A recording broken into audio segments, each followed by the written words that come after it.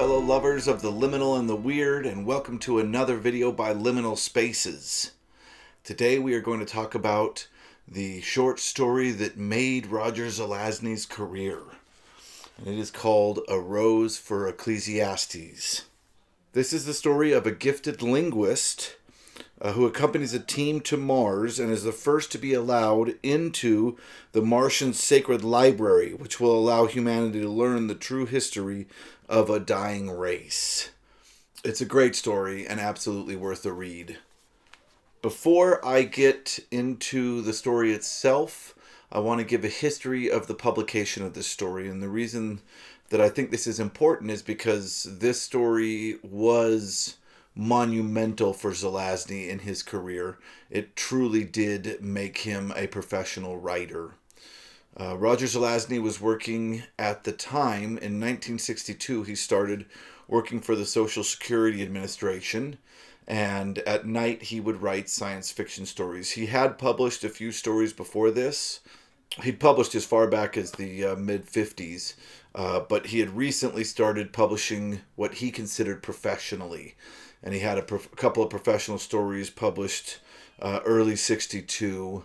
And then he wrote A Rose for Ecclesiastes, which was published in the magazine of fantasy and science fiction in November of 1963. The magazine liked it enough to make it the cover art. And the reason that I waited so long to make this video was to get this specific copy in the mail. This is the first time this was ever published, and the cover is absolutely incredible. This is the cover story of this issue, and the art is done by Hans Bock. I really hope I'm saying the first part of that name right, Hans or Hannes Bock. And it is a wraparound cover. I'm not going to open mine all the way wraparound, but I am putting a picture up here of the wraparound cover. Absolutely beautiful cover, and this is one of the things that I've noticed about fantasy and science fiction is a lot of their covers really blow the other magazines away. Just really beautiful. Not really any inner art for this story, but it does have that wonderful cover art. So this was published in November of 63. In November of 64, it was nominated for the Hugo Award, which is really incredible. I think it's his third or fourth professionally published story, and it was nominated for a Hugo, which is really awesome. It didn't win. It lost to No Truce with Kings by Poul Anderson. In 1967, Zelazny published his first collection of short stories and novellas, and it was called Four for Tomorrow. And this included A Rose for Ecclesiastes as the final story in the volume. It also includes The Furies, The Graveyard Heart, The Doors of His Face, and The Lamps of His Mouth. This is a first edition copy of the Ace paperback with an incredible introduction by Theodore Sturgeon. Doesn't have your run-of-the-mill.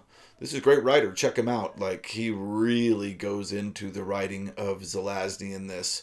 The introduction is worth this book alone. Really incredible. In 1970, this story was included in the Science Fiction Hall of Fame. I've talked about this anthology on the channel before. It's absolutely incredible. If you're interested in reading the best of the Golden Age, this is a wonderful way to start.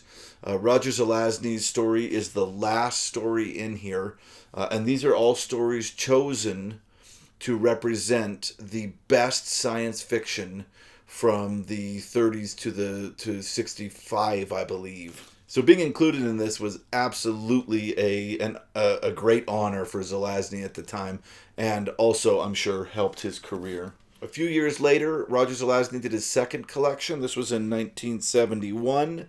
He published The Doors of His Face and The Lamps of His Mouth. And this is his second collection and included A Rose for Ecclesiastes again. It was like his hit song, if you consider him a band. He didn't want to leave out the hit. Everybody that bought short story collections were hoping to find this short story. A Rose for Ecclesiastes was reprinted over and over again in those two collections, the Four for Tomorrow and the other one, throughout the years, and wasn't included in anything new until 2023, when the Sci-Fi Masterworks, or SF Masterworks, put out the Best of Roger Zelazny. And this is actually a really cool book. It was just released, although I think it was only released in the UK. I got my copy strangely at a oddities fair a few months back that my daughter was super interested in. We went to this oddities fair. It was incredible. Nobody was selling books, but there was one lady that had a few of these from the UK, and I had to grab one. I was super happy to find it, especially in such an unexpected place. And the really cool thing about this is that not only does it include A Rose for Ecclesiastes, it also includes He Who Shapes, which is the Dream Master. Of course, the video that I did on this channel that really blew it up was the Dream Master. This is the shortened novella version. So the prices for that book have gone crazy, which is kind of my fault. Sorry. But if you're looking for a copy of that or for A Rose of Ecclesiastes, this is the book to get. It's absolutely incredible, and this is the version that I read the story in. Okay. Last but not least, this story was included in Visions of Mars, the first library on Mars. This is incredible. I had never heard anything about this, but when they sent the rover to Mars, they have a DVD, I think, or some form of media attached to the rover. And they're calling it the first library of Mars. They sent up a ton of music and stories and books that are specifically inspired by Mars. And Roger Zelazny's story, A Rose for Ecclesiastes, was included in that library. So someday, if we terraform Mars, that'll be the first library that was ever on Mars, and it will include this Roger Zelazny story. That is one of the coolest things I've ever read about a sci-fi story. Very neat. Okay, let's get into the story itself. This is about a man named Gallinger, who is a gifted linguist and a poet. And he is part of a mission that is studying Mars. They've flown to Mars, landed there, made contact with intelligent Martians. They have a base set up and are trying to find out everything they can about these Martians. The story is narrated from Gallinger's point of view, and he is a very interesting narrator because he's gifted, but also really arrogant and really rude and grumpy with everybody around him, and nobody really likes him. But he has this strange, skewed view of himself that everybody secretly really thinks he's amazing, just like he thinks he's amazing. There's even a point where he's talking to a woman that's part of the mission, and he just decides, as he's speaking to her in his head, that she is absolutely in love with him. So he has this really overinflated sense of self that is fed into by the fact that he writes beautiful poetry that people study in universities and kind of all across the world. So the Martians are intelligent. They are a matriarchal society. And Gallinger is chosen to be the one who is allowed to go into the archives and read these Martian histories. Before he can do this, he has to learn High Martian, which is kind of an elevated form of Martian. He already speaks Martian well. He has to learn High Martian, and he is really gifted as a linguist to be able to learn these things quickly. And he is, of course, honored, but also expected to be able to be the first to learn everything that Earth is going to know about these Martians by reading these histories in the archives. So he creates a relationship with this matriarch, this head of the Martian society, and the story follows from there. This is a good point to stop if you haven't read it and want to, and go read it. It's not a long read. I think it's 25 pages, and it's really worth it.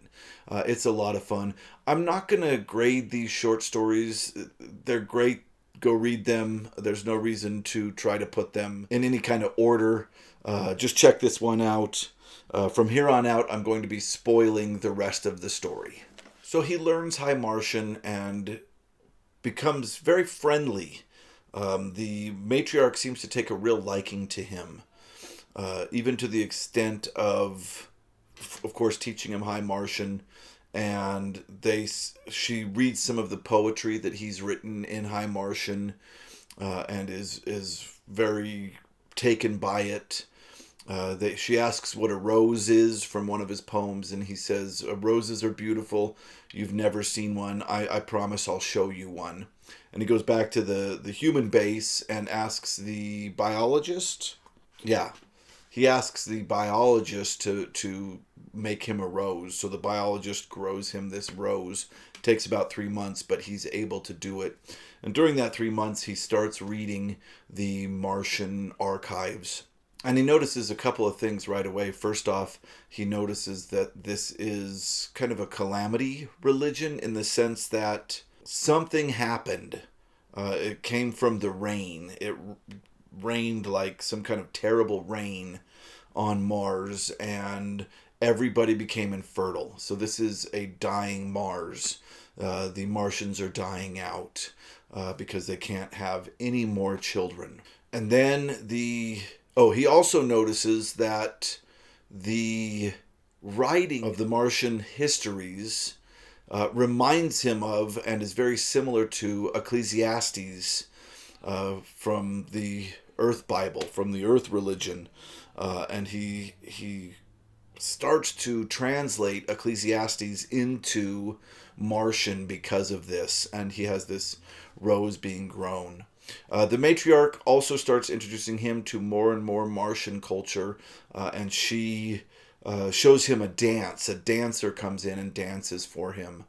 And of course, the dancer comes around a few days later. They fall in love. He is completely taken with her, and she becomes pregnant, which is, of course, a revelation because it's the first pregnancy to happen on Mars for many, many years. And she disappears. He's madly in love with her, and she disappears. So he talks to the matriarch, and the matriarch seems very angry that she's gotten pregnant because it destroys the religion, right? Which is a religion based on the extinction of the species. Like in their head, the gods want them to become extinct. So it's almost blasphemous for this Martian woman, to get pregnant. So he runs around looking everywhere for this Martian girl, finally finds her. She is pregnant. She's like, "I've completely betrayed my religion. It's awful." And he says, "No, come back with me." And there's this big temple meeting, and he says, "I'm going to break into there." And she says, "You can't go in there. You can't go in there. You have to take off your shoes." Da, da, da, da. He doesn't take off his shoes. A Martian male tries to stop him. He wins him in a battle, and he breaks into this meeting and gives a very impassioned speech, and also reads his translation of Ecclesiastes to the Martians. And he says, "Ecclesiastes, we also had this kind of, it is blasphemous to continue living concept in our religion, and we embraced blasphemy and continued to live. And that is the most pleasing thing you can do for your gods, is to continue to live." And he gives his impassioned speech, and unfortunately the Martians don't seem to care. So he leaves the room and is sad outside, and the matriarch comes out and explains to him that actually he won. And this is where the story does a complete 180. It has a heck of a twist. So it turns out that the Martians have been manipulating Gallinger this entire time.